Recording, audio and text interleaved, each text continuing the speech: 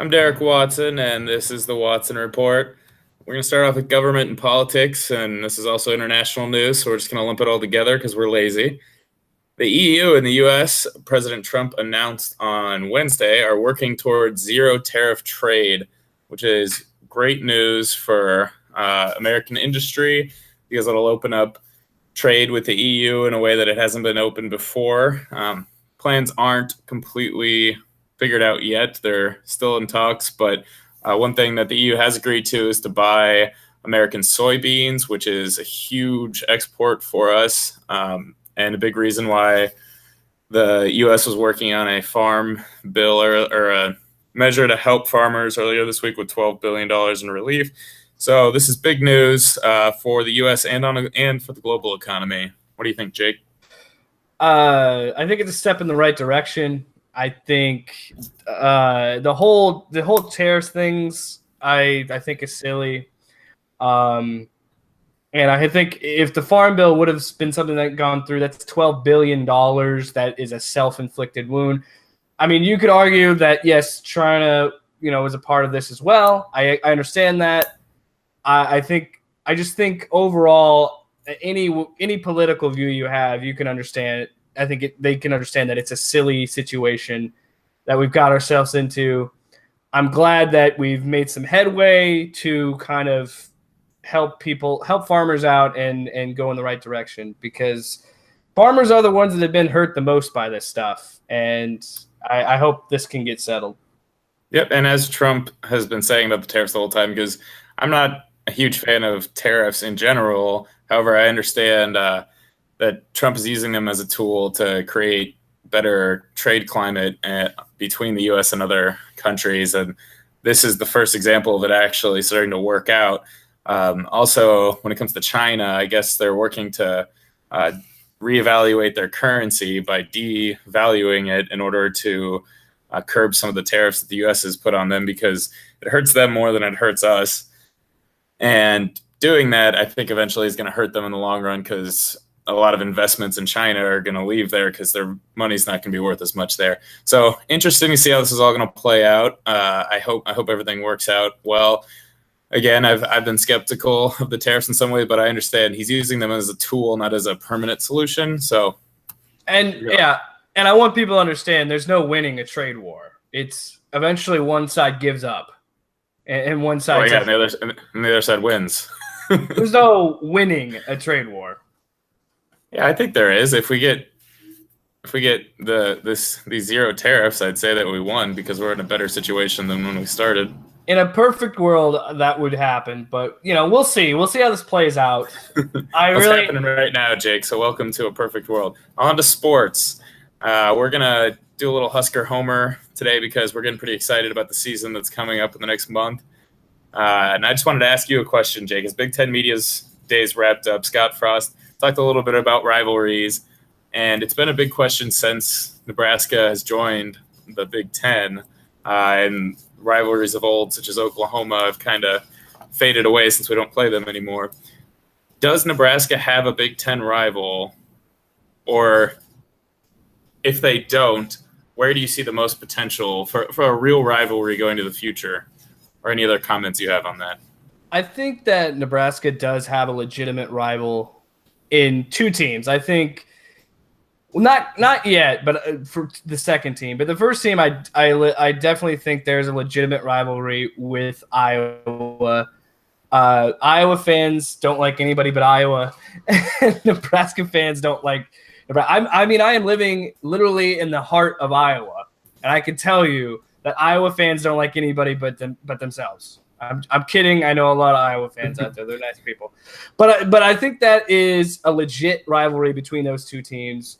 And I think that, at least for me as a fan, I legitimately look forward to that game. And I know a lot of Hawkeye fans do too. I think that's a legit rivalry. I think when Scott Frost can actually turn Nebraska around and it can be a competitive series, I think Wisconsin is a legitimate Big Ten West rival with Nebraska. I think they're just two very similar teams, not just their uniforms, but the way that Wisconsin wins is exactly how Nebraska won in the 90s. where it was hard-nosed, I formation, beat you into the ground running. So I think those are the two legit rivals that Nebraska All right, has. here's my point against that, and I would pick those teams as the most likely to become rivals, but I think from a Nebraska's perspective, we see it that way. I don't think either of the other schools see it that way. And it was interesting because you said with Wisconsin, if Nebraska can become competitive with them, but we're not competitive with Iowa either. They've been blowing the doors off us. Not the last few years, no. Yeah, and there haven't been any big important games between either of those teams. I do think that there's a disdain between the fans because the Iowa fans, I feel like feel as though they're disrespected because they're not really considered a tier 1 school, even though they've been pretty good for a long time. And Nebraska fans are kind of stuck up because of winning that they had 20 years ago and 40 years ago. So I think like Nebraska doesn't take Iowa fans seriously, even though they've been kicking the crap out of us. Yeah. And then Iowa fans look at Nebraska fans and say, like, what have you done lately? Exactly. So I think, and the fact that we border each other, and there's a lot of jokes about Iowa because they don't have any electricity or running water. So I think that it's a budding rivalry, but there need to be important games. There need to be big games, like where both teams have a chance to go to the Big Ten championship, right, and they have to beat each other. Like that's how a rivalry starts. Yeah, and we won't go too much into that because this isn't the Audible that's coming in the fall. But yeah, I agree. I think the West itself needs to get a bigger body and play itself out to be more like the East, because the East has a lot more competitive rivalries because there's a lot more good teams. They're more historic too. Right. And Michigan, Ohio State, Michigan. It's Wisconsin. And everybody else. Iowa, then everybody else. Until Nebraska. Iowa has had a few good years, but overall it's Wisconsin and everybody else. Like they own the West. And you got to give credit where credit's due. Iowa's been, like you said, just dominating Nebraska the last few years. So yeah, it's been rough. All right, moving on to entertainment news. James Gunn, the director of the Guardians of the Galaxy series, was fired from Disney and Marvel over some tweets that were brought up from years ago.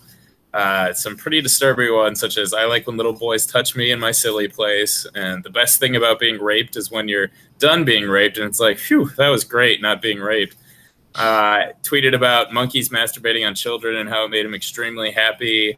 Had blog posts about high school girls touching themselves and details of how he got off to that. And other controversial tweets and blog posts about child porn, AIDS, 9/11, and the Holocaust. All some pretty bad stuff, stirring up a lot of controversy. I love the Guardians of the Galaxy movie, so it's kind of hard to hear stuff like this. But it's another big Hollywood name kind of being taken down, related to the Me Too movement and this moral justice movement. And you realize that some of these people are really disgusting.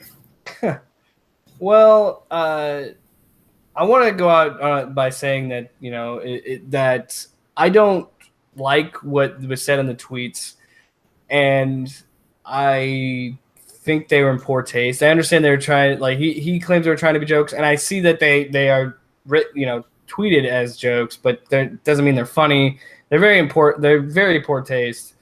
But I don't think he should have been fired for something that happened 10 years ago. But I understand Disney's stance, because if they don't fire James Gunn, then they can't be, some people are going to do what they did when Roseanne got fired in the first place and say that there's some weird conspiracy against conservative values that ABC has.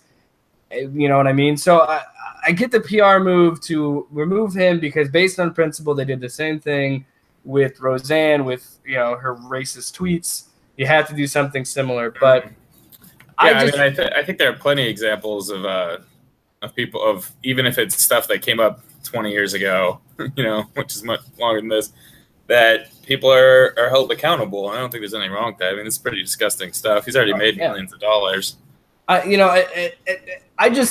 People make mistakes, and I totally understand that, but I just don't think child porn and rape are things to joke about. No, you shouldn't. I'm not cool with that. And I would fire somebody that was my employee if I found out they were saying stuff like that too. If I were to tweet that, if you were to tweet that, we'd be fired. And I honestly, what I said, I'll say the same exact thing I said about Roseanne. Disney is a private company. This is not a First Amendment issue. This is a company. They have their personal views. Yep. Something I feel like a lot of people don't understand the whole First Amendment thing when it comes to what a private company can do. It's not. They can fire you for any reason. Yeah, it's not that they're actively shutting down your voice or at all getting into your intruding on your First Amendment right. It's that if you don't display the values of a company, they have every right to fire you. But they're paying for like that, like the whole NFL protest thing. We don't need to get into that too much, but how people try to say this is a First Amendment rights issue, and like, no, they're actually on company property, on company time. So that is not free protected speech. They can say it, but then they can get fired or fined for it. There's nothing illegal about that. And that's what I always said. You and I were actually talking to each other when the NFL came down with that rule about fining players or forcing them to stand. How we both, but what we both said was that it was like, regardless of how you feel about the anthem, the NFL is a business and they can run the business how they want. It's the same thing. And but I will say this about opinions: we won't silence you if you write for us at loudandopinionated.com. Just kind of give us a little thing. I don't know if you start writing about child porn, I might not post it. Yeah, or if you're like a Nazi, we reserve the right to not let you write for us. Yeah, if you're writing about things that are highly illegal or amoral, then we might not put it on there. But just be reasonable. We're not going to silence your ideas for political reasons ever.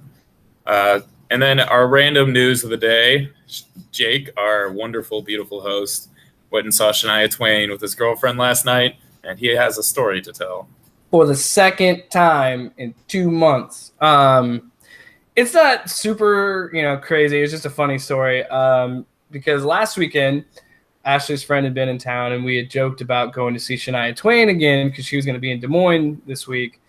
And I'd said, because of my job, because of where I work, we get a chance to go to a lot of events. And I said, if I have the opportunity, do you want to go? Jokingly, not knowing that, not having, anything with knowing that I could get that. She says jokingly, like, yeah, absolutely. So then Wednesday afternoon, I get an email saying that, there's tickets for that show. So yesterday at 4 p.m., I call Ashley up. I go, you want to go to Shania Twain? She's like, what? I was like, oh yeah, it worked out. We got, I got a chance to go. And so we went, and it was really funny because the tickets we got were like more, it was in Wells Fargo Arena. So, that's like the big venue in Des Moines. And the spot that we got was like 312 or something. So that's more up higher, not necessarily nosebleeds, but it's a little bit higher up, not in the lower bowl or anything like that. So we bring the tickets in, they get scanned. The guy that's scanning the tickets says these are reprinted for some, I don't know why they're saying this. You're going to have to go to the ticket office. And so we leave from where we were at, the entrance we were at. So we have to loop back around and go to the ticket office, which is like on the other side. We go in the ticket office. We get there. We talk to the lady. She takes our tickets. It's taking a lot longer than anybody else at the will call or the box office to get tickets. And we're like, what's wrong with our tickets? These are, there's nothing wrong with them. They're not fake. We didn't scab them, And sure enough, we get them. They reseated us, and it was essentially like when you get on an airplane and they boost you to first class kind of thing. That's never happened to me, but it sounds awesome. It's happened to people. It's never happened to me, but we went from section like 300 up here down to 100. So we were like right next to the floor. Like we were a couple rows back from the floor. And that's how we experienced that show. I just thought the whole sequence of events was really funny because that sounds awesome for being free. And just spur of the moment too. And it was really funny too because I called Ashley about it. And this is where we are in our life, where we're only in our mid to late 20s, but we're already like calculating how much time we'll have for work. So now we're like adults. Because I call her, I go, okay, so I got tickets to the show. I go, I don't know what the time is because I hadn't got the tickets yet. And I could hear her like calculating how many hours of sleep she would get, she's like, well, 4 now, and the show's probably 7, 8 o'clock. And then, you know what? Screw it. We're going. So yeah, it was a great show. Shania is always a fun show. If you ever get a chance to go, I'd recommend going. I don't know how much longer this tour is, but I would recommend going. Whoever likes Shania. Like a woman, Jake? I do. So boring without you guys, I'm telling you.